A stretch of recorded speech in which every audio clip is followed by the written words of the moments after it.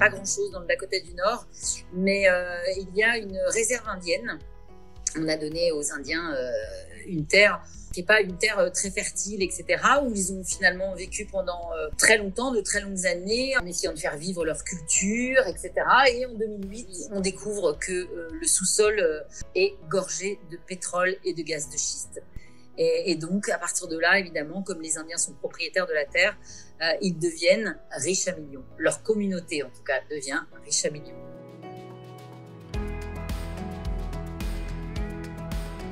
Alors, les travailleurs du pétrole sont partis pour la majorité, puisque finalement, les puits continuent leur œuvre, ils sont tous installés.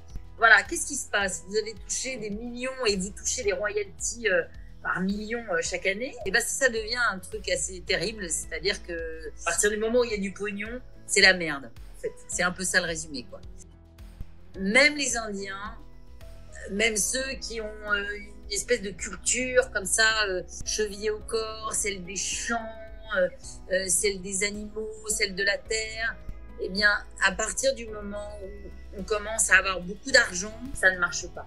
On est arrivé dans cette réserve, il n'y a pas de lieu de vie, il n'y a pas de bar, il n'y a pas d'endroit où on peut se retrouver, etc.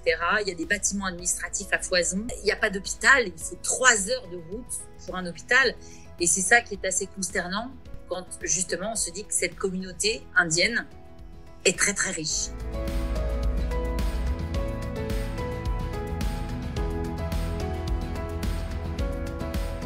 C'est vrai que le climat est assez hostile, hein. On est allé tourner en hiver, il faisait moins 30, donc les gens passent plutôt de leur pick-up à chez eux. Il faut passer du temps là-bas, il faut gagner un peu leur confiance. Ils nous voient arriver, on est la télé, on est les Français. Bon.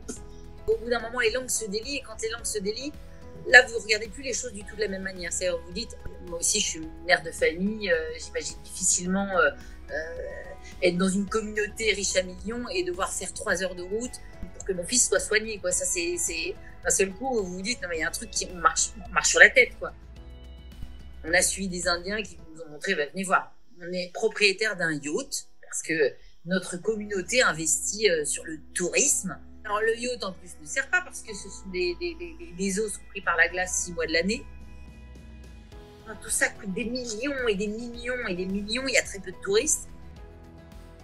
Donc l'argent n'est pas mis au bon endroit, ça c'est sûr, et on a l'impression que les dirigeants, qu'ils soient indiens ou les dirigeants tout court, n'écoutent pas le peuple.